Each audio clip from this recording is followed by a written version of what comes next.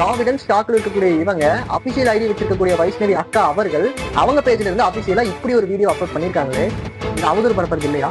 இது அசிங்கம் இல்லையா? இது கேவலமா சித்தரிக்கப்பட்டது இல்லையா? இது கேவலம் இல்லையா? இது அஃபென்ஸ் இல்லையா? தனிமனித தாக்குதல் இல்லையா? இவங்க மேல கேஸே போட முடியாதா? அரஸ்டே பண்ண முடியாதா? உள்ளே உட்கார வைக்க முடியாதா? நானும் ஏஐ எடிட் பண்ணி செந்தில் பாலாஜி அவர்கள் பிளான் பண்ணி வாட்டர் பாட்டில் கொடுத்தாங்க. அன்பில் மகேஷ் அவர்கள் சிரிச்சிட்டு இருந்தாங்க. யாரெல்லாம் உயிருக்கு போராடிட்டு இருக்காங்களோ பிணவரையில அவங்க கழுத்தை மிதிச்சு கொன்னாங்கன்னு கேவலமா அவதூறு பரப்பி வீடியோ போட்டா அடுத்த செகண்ட் அது எங்க ரீச் ஆகுமோ அங்க ரீச் ஆகும். அடுத்த மணி நேரம் என் வீட்டுக்கு போலீஸ் வந்து நிற்கும். கரூர் பிரச்சாரத்தை பத்தி அவதூறா வீடியோ போட்டிருக்கீங்க நரங்க ஸ்டேஷனுக்கு.